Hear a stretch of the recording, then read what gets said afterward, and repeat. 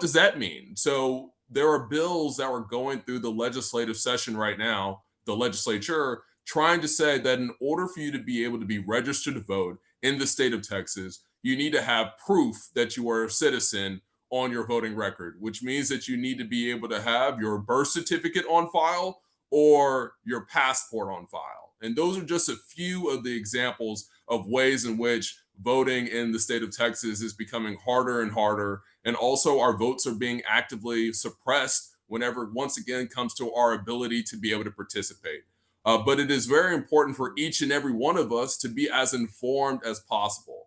I see myself as being an individual that wants to use my legal knowledge and my legal education to make sure that I'm able to empower each and every one of you on this call and every community member out there to allow for this information to not be stuck in one place. I see that as being a very large detriment to our community, is where we end up reaching information vacuums, or our information gets stuck in a point where we're not able to share it. So let me give this opportunity to each and every one of you, and also for me to say thank you to Representative Gervin-Hawkins for me being able to be here today, for me to be able to answer whatever questions that you have, but for also each and every one of us to know that voter suppression is not a one-time act. Voter suppression is like a disease that ends up infecting our democratic processes, that ends up impacting whether or not we are able to participate or not. And to Mr. Casey Thomas, nice to be able to see your familiar name there. As it relates to Senate Bill 16, we can't say for certain that it is dead. I would say right now we are optimistic that the bill is not going to go anywhere, but I think it's very important for each and every one of us to stay vigilant, just in case it does end up hitting the Texas State House floor. And so then that way we're able to stay as updated as possible. But once again, let me say thank you very much, Representative, for giving me the opportunity to be able to speak here this morning. And I'm more than happy to have this conversation about voter suppression, and be able to make sure that each and every community member that is a part of this call has all the information that they need so we can push back against some of the more regressive efforts that are happening in the state of Texas. Great. Thank you for that, Lewis. Well, I do want to confirm, because I did talk to an individual on the elections committee, that SB 16 is dead. So I want to confirm that this morning, because that was a piece of legislation that was so harmful that, think about it. Prove that you're a citizen. Match up your voting card, with your ID. So that means for the women who got married, if you are, I was born Barbara Hawkins and now I'm Barbara Gervin-Hawkins. So that meant I would have to now prove that I'm the individual I say I am, which means I have to have a birth certificate and a marriage license. And think about and take it in person. Is that correct, Lewis? We'd have to take it in person. You Yes, can't ma'am. get this stuff. So based on SB 16, if it had a came into reality, almost half of the voter, if not the voters, registered voters, would have to go in person to be able to prove that they're a citizen. So it'll be quite harmful to many of our seniors who don't have their birth certificate. Maybe if you're from another state or a rural community where the hospitals have closed and you couldn't get access to that. So that was one of what we call those mean, horrible bills. But what I do want to say is the Legal Defense Fund has been working with us to give us what we call defensive mechanisms, amendments to bills, harmful bills, and also giving us advice and points of orders that we could call to try to keep some of these bills away from the table. Lewis, why don't you talk to us a little bit about what's happening across the country and how we get ready for this upcoming election? No matter how you vote, how do we get prepared for the barrage of the racial injustices that are happening across our country? Well, thank you very, very much for that, Representative. What we're seeing across the country are a lot of states that are actively trying to pass very similar bills to Senate Bill 16, where you are actively seeing a very real affront to be able to say, in order for you to be able to vote, you have to prove that you are a citizen by providing, once again, your passport or your birth certificate, Well, in the state of Texas and even at the federal level, it is against the law in order for a non-citizen to be able to vote. And every state has mechanisms in place in order to be able to prevent non-citizens from being able to vote in elections. But also, I want to be able to point out that organizations like the NAACP Legal Defense Fund are actively working with states in order to be able to create state voting rights acts. We have seen progress in states like Connecticut, where our efforts in that state were able to come together in order for us to be able to move forward, in order to be able to pass the Connecticut Voting Rights Act. But unfortunately, once again, we are seeing some very real efforts from states like Alabama, states like Georgia, Mississippi, and even Louisiana, where there's a very real effort in order to be able to prevent people from voting. But once again, to the representative's point, it's about us being as informed as possible. If we know how our voter ID laws are changing, then we can make sure that there is community effort in order for us to be able to know, to organize, and to be able to have an idea of what IDs do we need and how early can we get ahead of this in order to be able to make sure that the community members that are going to be the most impacted by this are able to make the adjustments needed in order to be able to once again participate. And we are also seeing how voting locations are being eliminated across the country as well, which will also end up leading to longer lines, people not being able to withstand the sheer amount of time that it will take in order to be able to vote. And unfortunately, there are even some states that are actively trying to prevent people from being able to provide assistance to individuals in line in order for make sure that they're able to have water, to have food. But those are just some of the examples of what's going on. But those consequences are very real. Whenever you have a small population of a small population of an even smaller population making decisions for the whole, you end up finding yourself in a position where the individuals who end up being elected, regardless of their party affiliation, don't end up representing the interest of the whole.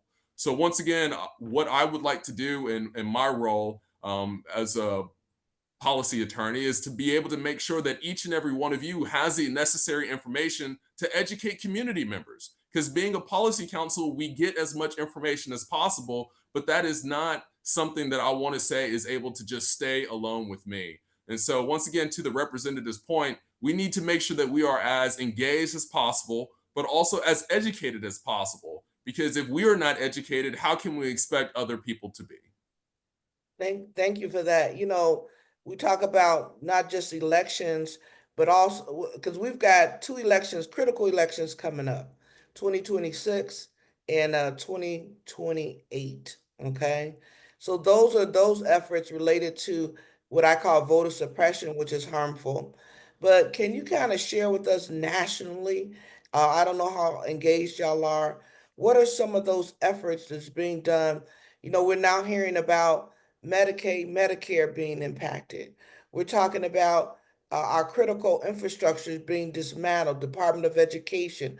Is the Legal Defense Fund involved in any of those type of things? Yes, Representative. The NAACP Legal Defense Fund is actively involved in pushing back against even some of the most regressive policies that are happening at the federal level. For example, President Trump ended up ended up issuing an executive order that ended up changing the nature of our election systems, basically saying that the federal government would be able to dictate to the states how they would end up allowing certain individuals to be able to vote and not vote.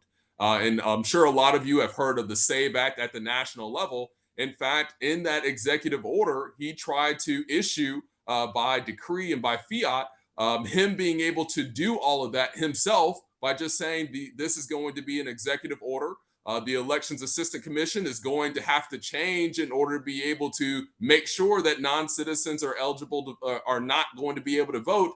And so, based on the work that the NAACP is doing, we ended up, along with a few other organizations, suing and ended up, fortunately, winning in a particular court case in order to be able to make sure that that executive order, which was very wide-reaching, ended up not being able to be put in effect. But even whenever it comes to the national SAVE Act, that is also something that the NAACP has been actively monitoring in order to be able to see whether or not is this bill going to end up going through the Senate and end up having once again a negative impact on people.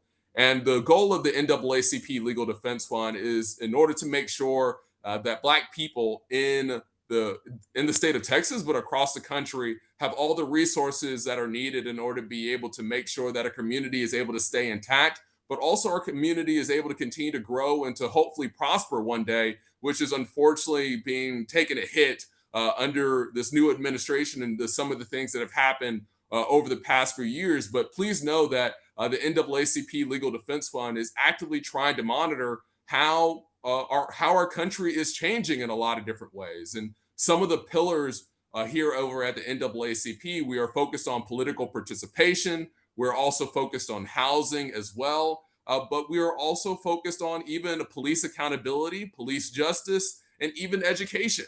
And even whenever it comes to some of the bills that ended up being passed in the state of Texas, end up impacting education. So please know that our offices are definitely keeping a closeful and watchful eye out on how our whole country is changing. And we are actively trying to make sure that we are doing everything we possibly can to stay as informed as possible, and also to be able to make sure that our state chapters are able to be as updated as possible as well. So when people today are saying they're afraid, one of the things I'm concerned about, because I have a lot of conversations with different people. Well, what is the advice when people say they're afraid? Can the courts withstand what's going on? We're talking about going after universities. We're talking about DEI. We're talking about all the things that are happening. What suggestions would you have for us as a community when we say we're afraid and we don't know where this is landing? Can the legal system stand up to this barrage of nonsense? Well, that is a great question. I would say our legal systems are only as strong as the people who are willing to defend them. And that is the reason why we need people who are willing to stand up as much as possible. But something that resonates with me is the idea and the understanding that this is not a fight that is new. This is not a fight that we are also fighting alone. This is a generational struggle in which we are actively trying to move some of these immovable systems as much as we possibly can. And over 200 years ago, Frederick Douglass once said, "Power concedes nothing without a demand. It never did and it never will." So we need to make sure that we are using the power of generations before us in order to be able to know that we have to keep on moving ahead. And to those individuals that are scared, please know I understand. I really do. I understand how fearful all this can be, but something that I would tell them is that they are not alone in this. They aren't. And how alone that they may feel, that is the goal. That is the intention of a lot of things that are going on right now, is to make us feel as though no one's going to fight for us. No one's going to actively do anything in order to be able to make our voices heard. But please know that there are organizations out there like the Legal Defense Fund that is doing everything it can, attacking a lot of these regressive policies in a lot of different ways, from making sure that we are able to show up, whether it's via courts, that we are able to show up in legislatures, that we are able to show up doing community events such as this, in order to be able to make sure that individuals know that there are organizations out there that are going to speak up, that are organizations out there that are going to do everything they can in order to be able to make sure that people know that they aren't alone, and to be able to make sure that somebody's there to be able to stand up and say, "Hey, this is not acceptable. We're going to push back as much as possible in whatever manner that we can in order to try to stop some of the unfortunate things that are happening." So we need to turn our fear into action, you would say. We need to turn our fear into liberation. That's what I would say. We need to Okay. make sure that we are doing everything we can to liberate ourselves from some of these more regressive and oppressive systems. But that is something that cannot happen on their own. That means that we are able to be more active in our communities, that we are able to share more with our community members, that we are able to bring information to people rather than putting people in a situation where they have to come to information. Because unfortunately, with the society that we live in, there are so many different resources, so many places in which individuals can consume content. So we are able to do a better job of showing up and being there for people rather than putting people in a situation where they have to find information that is relevant to them. That would be something that would be incredibly helpful and incredibly impactful too. Awesome. Grace, you got your hand up. You got a question? Yes, please. The yes, okay, I'm unmuted. Let me go ahead and share my video. Oh, a video. Okay. All right. I'm here. Sure. So, as one of the concerns that I do have, and is that there are a lot of people who are resigning, who have been in powerful positions, and they're resigning in protest. And are saying basically this is to break free of a system that has just gone bad. Now, with them resigning in from those powerful positions that they have, there was just this one article that I was reading about Dr. Arnaldo in the science. Anyways, I was just going to look it up again to make sure I got her name and position correctly. Correct. What happens with that? So if you leave and resign, you're kind of pull yourself out of the system. Now, and one of the things that I know is that you can't fight the system from outside. And so that gives me a concern, and I'm just wondering if that's the best course of action is to resign, and who knows if she was forced to resign because of the um, because she was just not going along with going along. So that's one of part one of my question. And then part two of my question with that is this.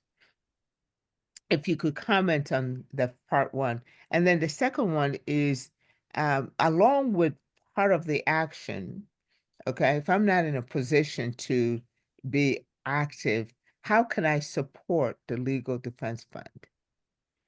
Because you're going to be speaking for, the community, the constituency, myself, and others who may not be able to be articulate in their battle.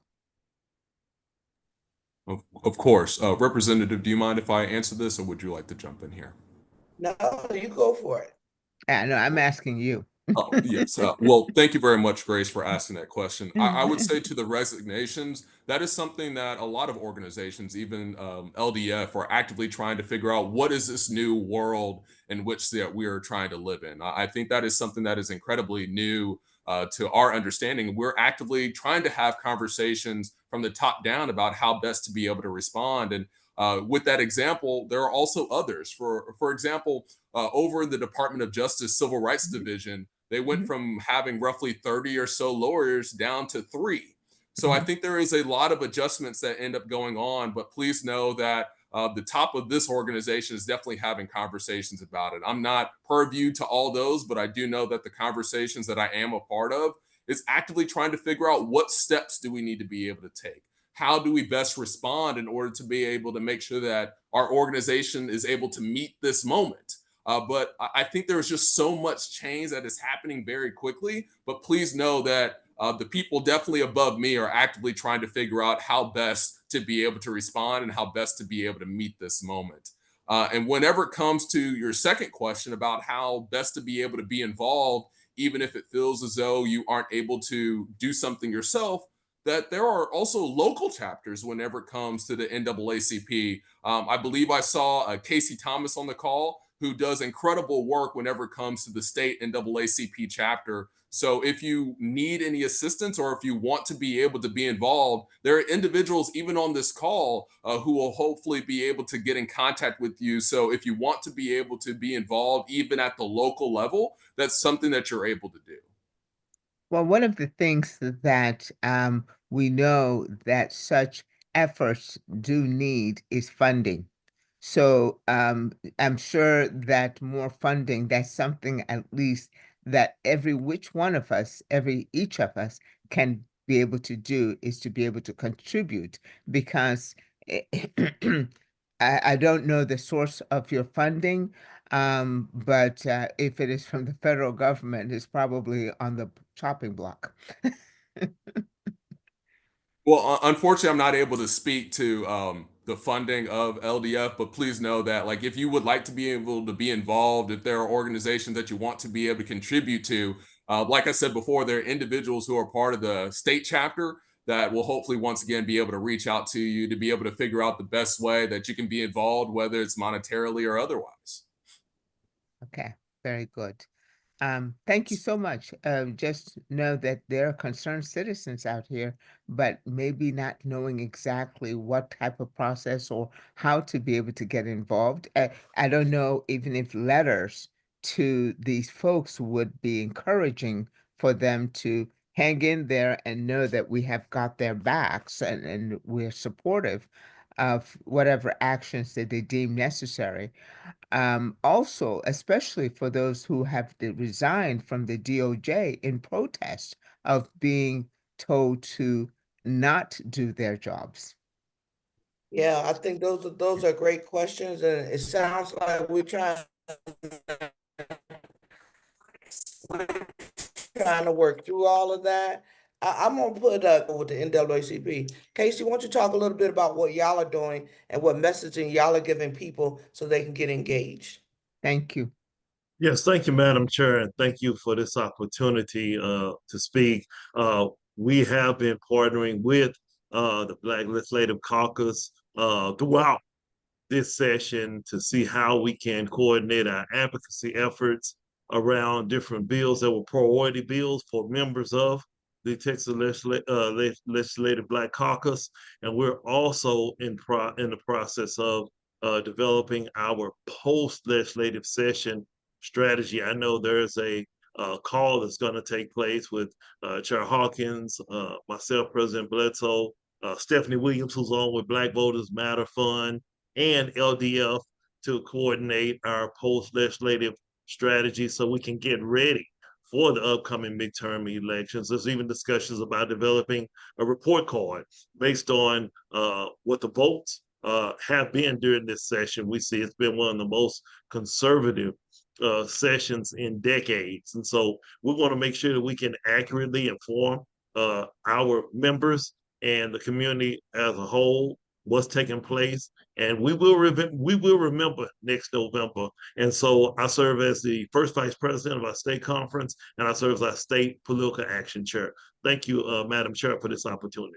Thank you for speaking to us. And one of the things that me and Casey's been talking about is how we bring the political arm together with many of our ally groups so that we are having those ongoing conversations. So we're not waiting just till election day or election period, but we're talking this year round, preparing for the future, because we don't know what's going to happen. But what we do know is we want to be prepared. I see Stephanie Williams with Black Voters Matters, hands up. Stephanie, you want to say some things? Thank you, Madam Chair. Good morning, everyone. I am Stephanie Williams. I work for Black Voters Matter Fund here in Texas. We're a national organization doing nonpartisan civic engagement work across the country. I just wanted to speak briefly, Madam Chair, just about some of the things that we're doing. Casey hit it right on the head. One of the greatest partners I have here in the state. We are actually partnering with Black-led grassroots organizations across the state, engaging voters locally through phone banking, door knocking, canvassing, lit drops. We're supporting events that are pretty much Black folks are attending every day so that we can share voter education information with them as well. We're also partnering with the AME Church, the NAACP, Divine Nine to do some advocacy work as well, contacting not just our legislators, but also talking to voters about the importance of continuing to be engaged. Right now, we're really focused on the election, the runoff election here in the Dallas-Fort Worth area. We know that it just started early voting for the election. We want to continue the momentum of keeping people engaged and informed and active, and especially voting regularly so that we're ready for the next 2 and the next 4 years. As I heard someone talk about funding, we don't have a wealth of funding. However, in addition to tools and resources that we give our partners, the data to do the work, the list. We help with the communications, with the media advisories. We're supporting a lot of right now we're doing work with mutual aid, giving support to that. But we also do mini grant funding as well. And it all depends on the organization, the activist or organizer, and the work that they're doing. So I'm happy to have that conversation with anyone.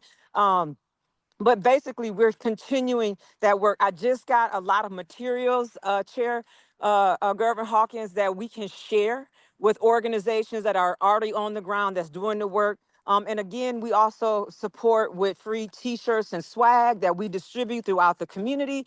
And we get people to scan our QR code, text, and opt into our system. And then we're happy to share all of the resources that we have readily available to us.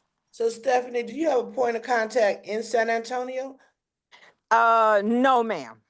Well, let me correct myself. We do have a partner organization there, Act for San Antonio, that we do support on an ongoing basis. So if we needed to bring you down or come down to talk to our faith-based group, one of the things we're actively involved is our faith-based group in San Antonio. And we want to put some things together as we're leading up to these new upcoming elections, and also talking about how people get more engaged by serving on boards and commissions. Do y'all do things like Yes, that? You could come out? absolutely, yes. Anytime you call me, Madam Chair, I'm coming. Okay. And I'm gonna bring my squad with me. So yes, All absolutely. right. Absolutely. And it's not just San Antonio. Right now, our focus area, we just been strategic because funding is limited to the Dallas, Fort Worth, Houston, Galveston, and then we have like 5 counties in the East Texas region that we're focusing on, but I'm not limited to that. So if there's some work that's going on and you're in an area and you need some support or would like for us to partner, absolutely yes. We can do that. We will show up. We have coming up, we have our baby bus tour that we have coming up around Juneteenth. And then we have another bus tour coming up with our big bus in August. So we have a lot of things that we are doing, but there's a lot of opportunities for us to support what other organizations are doing as well. And I want to say too, we're proud to be in national and state partnership with the LDF. Great, thank you. Can you, are you able, I look like you're walking doing your workout this morning. Are you able to put your information in the chat and or so that folks could get in touch with you, the Yes, groups that ma'am. are, okay? Yep. Because we want to, again, leading up to these midterm elections and the big elections, we want to continue to talk about how people get engaged in the voter process and stay engaged. So thank you for that. Are there any other questions to the folks on this call that has been talking about how we get prepared? Okay. I'm looking, I don't see any hands up. So let's talk about the additional things then. I want to thank Lewis and all of our other folks that have come on this morning to talk to us about what's going on. Hopefully this isn't just the only conversation, but we have ongoing conversations about what's happening. And definitely stay on, but I do want to weigh in on some of our local folks about some of the things that are going on and that's happening. Bonnie, what's happening at Saws? Are there some things that we should be worried about? For those of you who don't know, Saws is our big water company, and they've got a lot of things that are going on.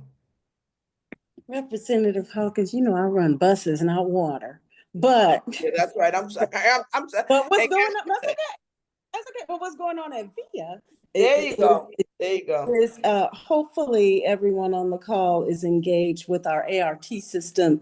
North-South is of course the North-South system, but most importantly, East-West will be running straight through the belly of the East Side and ending just past Sam Houston. So if you don't know about it, go to our website. Please be informed and engaged because it is going to impact the community. It is also running straight in front of the Frost Bank Center. And so we need to we need your input. There are community engagement efforts that are going on so we can get information from the community where this system will be located. And also, I want to call attention to Casey's comment in the chat. Early voting starts today. This is not about VIA. This is just about the election. And we have a mayoral election and some districts that if the comment that all politics are local has any truth to it, these elections are going to be important. So if we want to practice, I know we have the midterms coming. So if you want to do some good practice on getting your voting boots on the ground, then let's start now, because this is going to be an important election here locally. And if anyone on the call has any information that can get out to voters, I don't. But because once you show up to the poll and things start happening, it's happening there. So if it's NAACP or any of the voter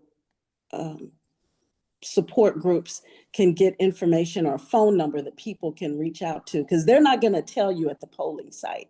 And if anybody knows me and or my family, this has been going on for a long time, this voter suppression thing. It feels bigger and newer now because they're doing it stronger and louder now. But I mean, my child they made an effort to block her from voting because she had on a Martin Luther King shirt, which they stopped her at the door to say that was a voter shirt, a candidate. And she took care of herself, but Martin Luther King is gone and he was not on the ballot. But they really did. They did stop her right at the door and said, you can't wear that t-shirt in there. So it's happening. It's been happening. Exactly. And that's the example of how mean things have gotten, where people are turned away from the smallest of things. And here in Texas at the legislature, they're trying to criminalize people for doing things and scare people for not participating. So I think we've really got to be mindful of that. So I think that's important. And now when you talk about the silver line and what's happening through VIA, what kind of timeline are we looking at? That project is at least on a 5-year timeline. I'm not exact. This is not a tomorrow project. North-South will come first. East-West will come second. But it is on the books. The funding is in the pipeline. And that's another issue. People go to sleep now and you wake up and you thought you had funding and now it's gone. We think we're good, but we have to watch every day, eyes open every day. Got you. Mentioning funding, I do want to share with this group through what's happening with our schools. So the Senate finally voted on SB 2, which is the school finance bill. And the school finance bill having it, everybody think it's the most and greatest investment ever in the history of the state of Texas. Everybody want to use the phrase, what they call it, the big, beautiful bill and all that kind of stuff. But it's so prescribed in terms of, now there is teacher pay, and the teacher pay is based on tenure at the school. So from 1 to 3 years, you get so much, 3 to 5 years, so much, and on and on and on. So it's specifically, that money is what we'll call a teacher pay bucket. So teachers will get an increase. Also, they have putting quite a bit of money in special ed, making sure that our special ed students get more support, and they're reimbursing schools for that. To me, the biggest highlight is full day pre-K. Finally, we're going to pay for full day pre-K, whereas a lot of people didn't do pre-K because it was half day average daily attendance. This session, it will be full day, which is so important because the bills that have been passed now are so horrific, it's scary. You can put out a first to third grade kid out indefinitely. You can put them out of school. And so think about someone who has never been in school, stayed home a lot, and you remember those early grades, socialization is a big part of it. And you can expel those kids for acting out or anything like that. So having full day pre-K hopefully our parents will get their kids in school early. So as they move through their educational journey, they get more and more acclimated to the socialization. So school finance is there. A lot of this big money went to what they call SpaceX, which we all know who's behind all that, Elon Musk. And so we're making him richer and richer. The homestead exemption is now 140,000, which is good. So working on taxes or helping people reduce their homestead, their property taxes. So property tax relief is definitely on the table. So think about those individuals, particularly in our community, that have those homes that they may have paid 70 or 80,000 for, and now appraised at 150,000. Well, they now only have to pay taxes on the difference, which is the $10,000. So I think the homestead exemption will help our community tremendously. Education would be helped tremendously. I think the biggest thing that we're most afraid of is the handling of the weapons, the open carry. You don't have to have license. We voted on a bill yesterday where a person from out of state who has a gun can keep that gun. And don't have to have any papers. So I don't know if there's a citizen revolt development that's going on. We're arming too many people. The short barrel rifle was approved yesterday. I mean, it's just so much talk about weapons that to me, that's the most scary part, because as people get angry and get frustrated, we know the weapons come out. And I'm concerned. The attack on our judges, taking power away. We put so much power in our uh, governor and our lieutenant governor. Is scary. Think about it. We're saying in a class action suit that the judge has no discretion.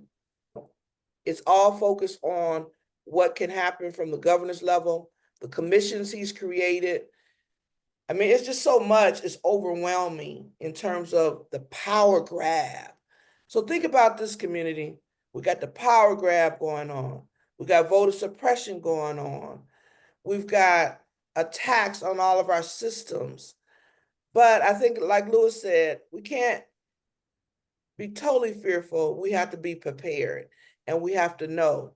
And we've got to start voting people in office that is in alignment with our agenda and with our issues, because the Mack truck is coming if we don't do something to slow it up and hopefully stop it.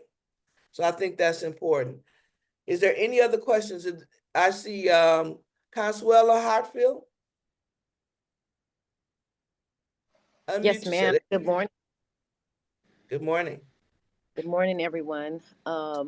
You touched on something, and thank you for having me here. I really appreciate you having me on this call. It's very informative. I'm learning a lot, taking lots of notes, and doing what I can in the community to um, make sure that our seniors are. I know our seniors are impacted. I told you when we met at Dr. Stribling's event that I had to come back home to San Antonio to take care of my grandmother.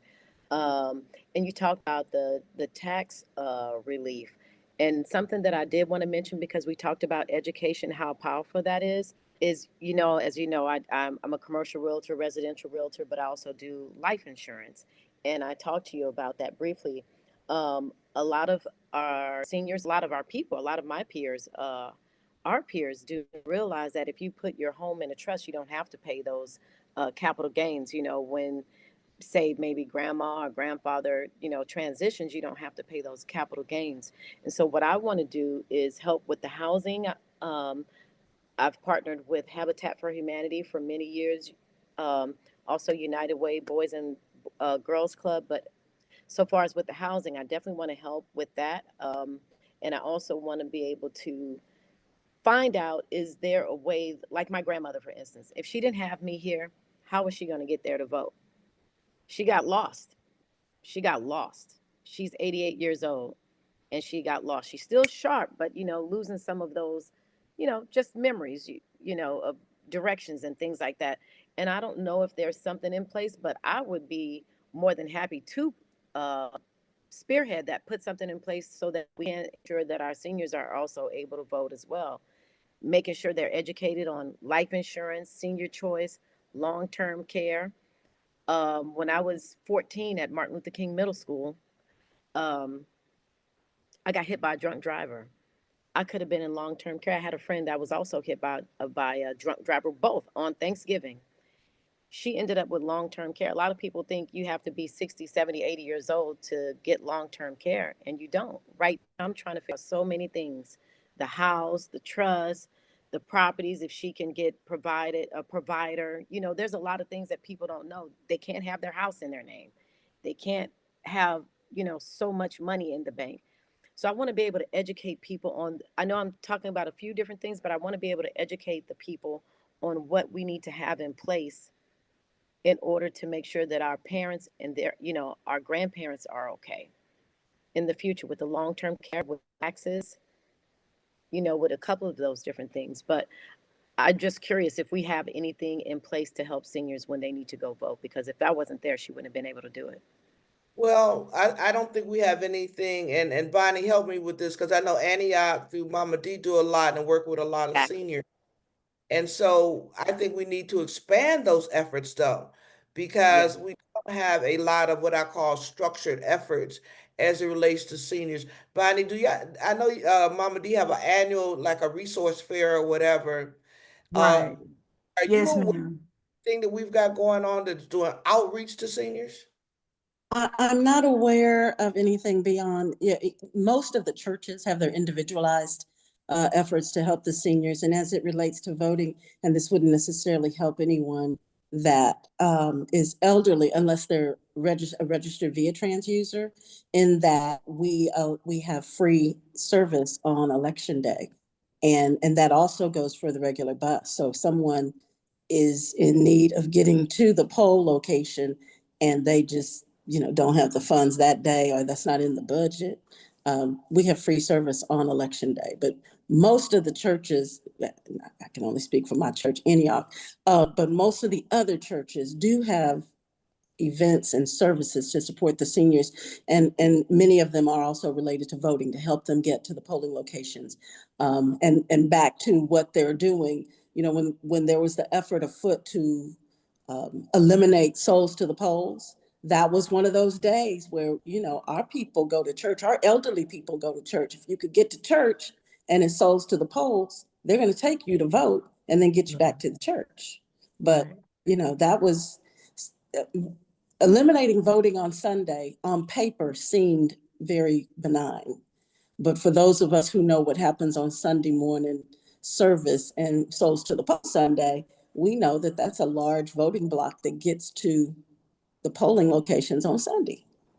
And it was just kind of a coincidence that they picked Sunday as the day to eliminate. But that's part of the voter suppression piece, ConSwella. But what we can do through my office, if you make that connection with Ariel here, that we can start looking at how we can have those conversations. Yes. Because we've got seniors in apartment complexes. We know seniors congregate at the senior center in the district, that we need to start having those conversations, because you're right. And as I shared yesterday with my colleagues, we lose a lot of our talent. And when our kids leave town, the seniors are left, and they don't have a lot of support. So we've got to create that support net, because there's a lot of other things going on too. I know I've got Beverly Johnson on with NAACP, who knows a little bit. Beverly, if you're willing to share about the Under One Roof program, how our seniors can get their houses fixed up and things like that. I know about that one. You need to know about that. Well, no, I've applied, so I know personally about that program. And ma'am, I'm in a graduation, so I won't be able to share. Okay, no problem. But we'll set it up where we can share and develop those resources, because we have seniors whose porches are falling down, the roofs are falling down. Right. In a dangerous situation. And Ariel, you say you know some things about that. Why don't you share a little bit? Thank you. It's a very extensive process, and there are steps that you need to have in place, and there are documents that you need to get in order to even qualify or even be put on the list. And I think it would be good to maybe set up some information sessions for seniors that can benefit, because a lot of times it's based on what year your home was built, what condition it's in, as far as electrical or plumbing, anything that is outdated, that under that program, you can get it updated. However, you have to meet some certain requirements, of course, but then at the same time, in some cases, they may have you move from the home during the time period that it's under the renovation process. And then, of course, you come back in and there are different requirements. But I do know how to access that, and I would be more than happy to get with D2. And so that way we can see about setting up some information sessions for our seniors at some of our community centers, just to kind of make it available to our constituents and especially our seniors. And then in reference to Mama D, I know she does do the senior resource fair in about September, and then she does her senior gala in December. But in reference to anything outside of that, I'm not sure, but I'm sure she would love to get them together so they can benefit. So ConSwella, if you could get with Ariel here, so that y'all can start communicating, because we can start, doing some initiatives that I think would be very, very important. I've got Shelley Spears. Her hand is raised. Shelley, go ahead. Good morning, and I hope you all can hear me okay. Yeah. Thank you for allowing us all to be here, Chairman Gervin-Hawkins. So a couple of things that I wanted to mention. I've been very involved with community activities for many, many years. I won't say how many. But I also now live in a rural community compared to some of the larger cities. And I would just like to also have us to focus on persons and relatives that we know who live in smaller communities, perhaps our parents, grandparents who live in smaller communities. I think we're missing a lot of people when we only focus on the big cities. I'm originally from Fort Worth, and so I get it. But in the city where I live, there are a lot of opportunities for people to vote. We were just talking about some of our seniors, of which I am the senior and the elder. So I would like for us to look at, when it comes to voting, making sure that we're talking with our seniors and people who are disabled, to get them to not just do the absentee voting, as they used to call it, but get them to vote during early election periods.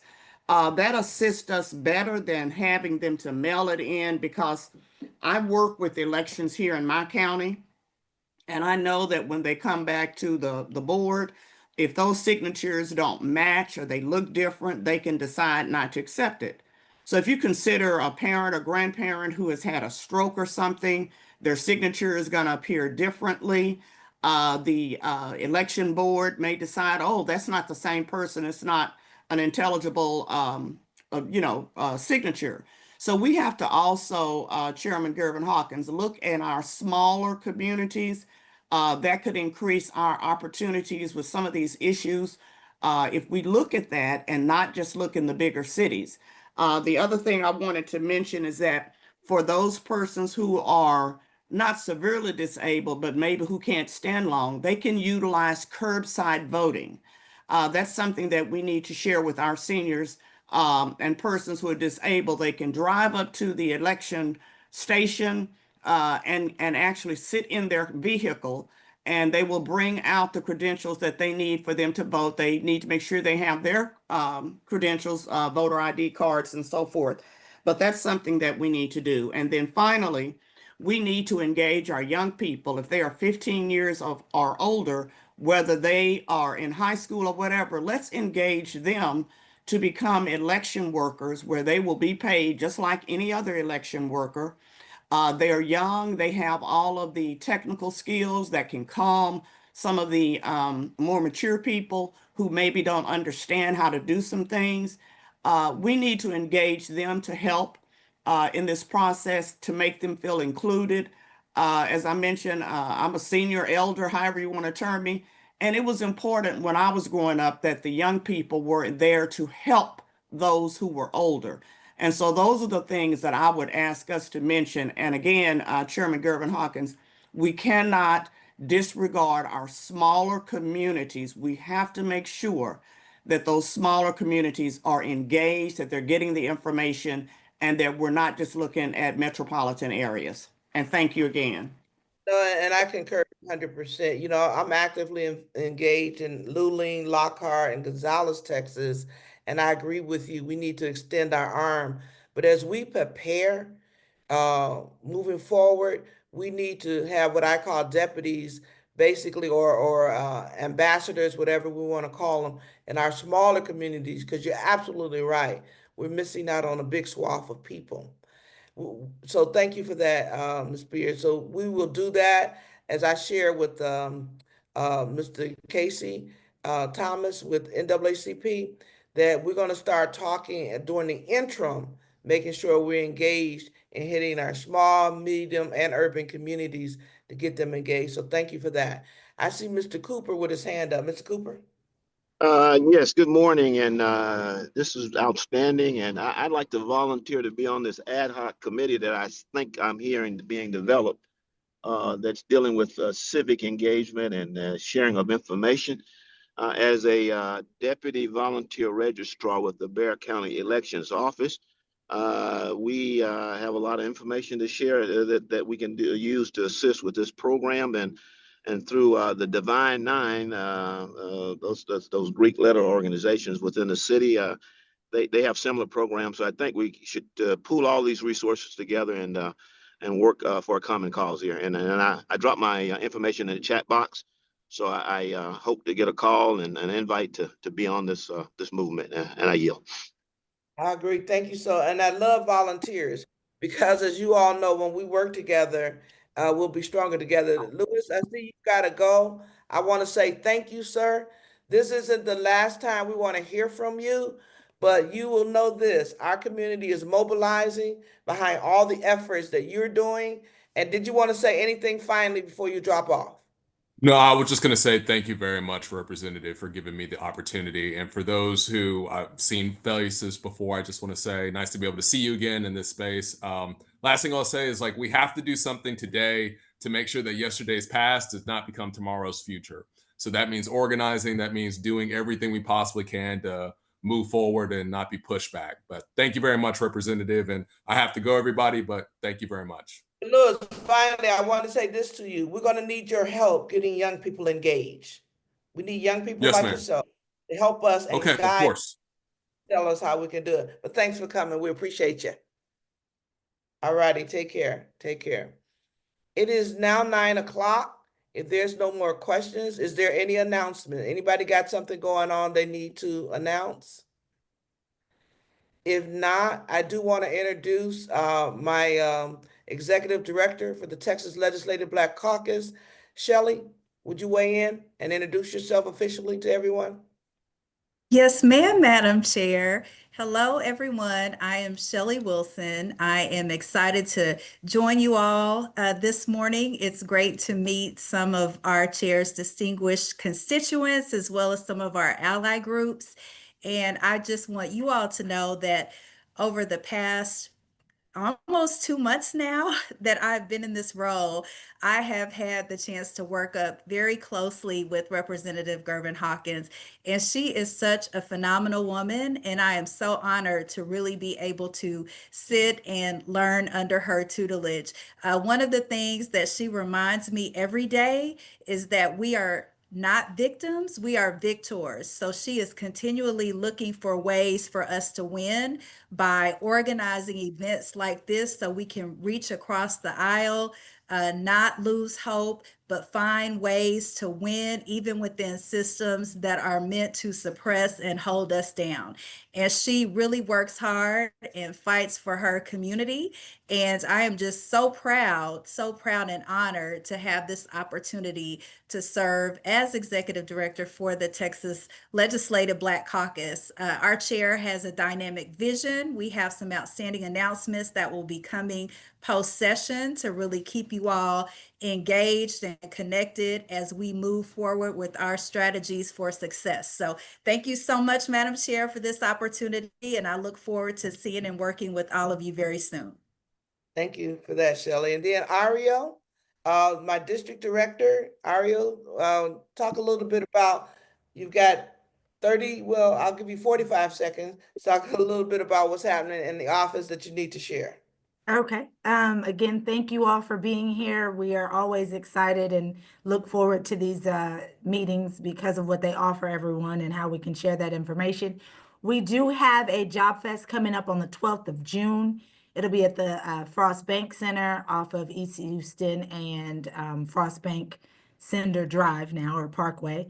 And it'll be from 12 to 4 at that facility where they will be on-site job hiring and opportunities for those that are looking for employment. But we are always available to the community and those that would like to volunteer, be a part of what Representative Gervin-Hawkins is doing and how she is leading and directing us in a positive way and a helpful way. And of course, as she always says, knowledge is power, and that's the purpose of these meetings.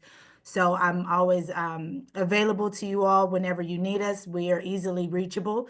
We will definitely send a follow-up email just to kind of let you know that we now offer some additional ways to access what we have going on here at the office. And again, just thank you all. And what date is the Job Fest?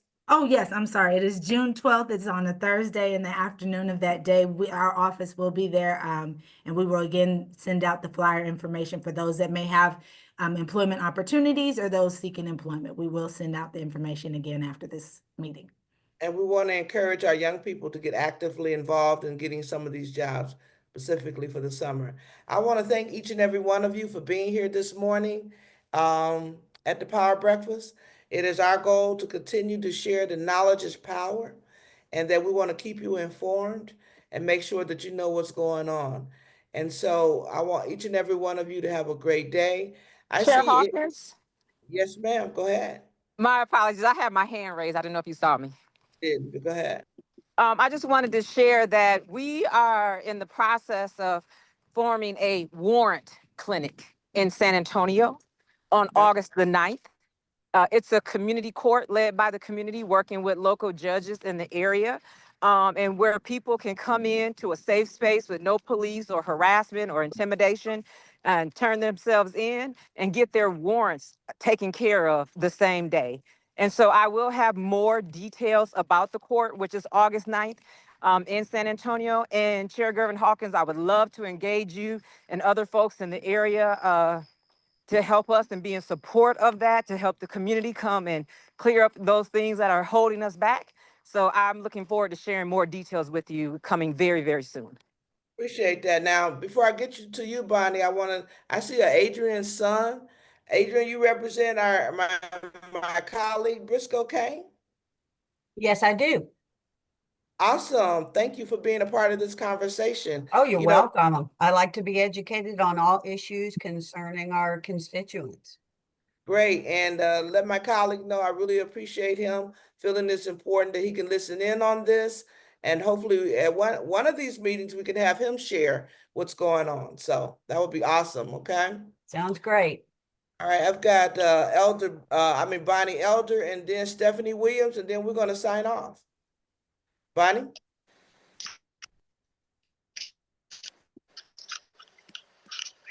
Bonnie, you got the floor. Can you hear me? I'm driving. Can you hear Yes. me?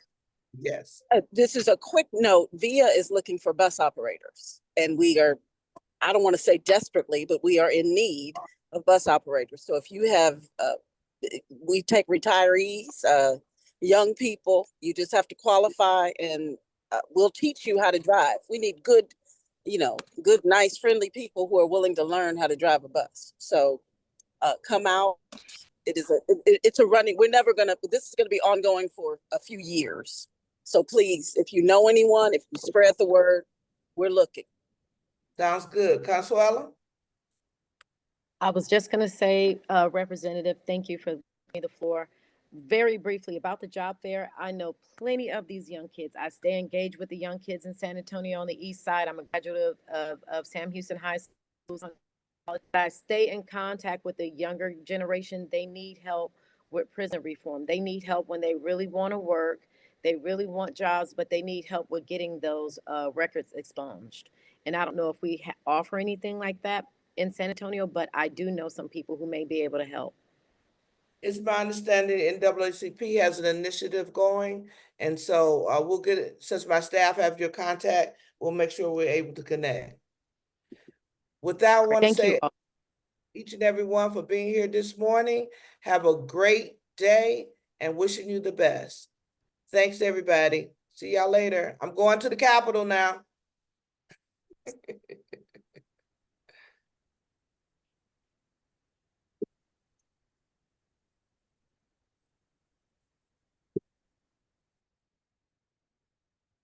Thank you. Stay safe.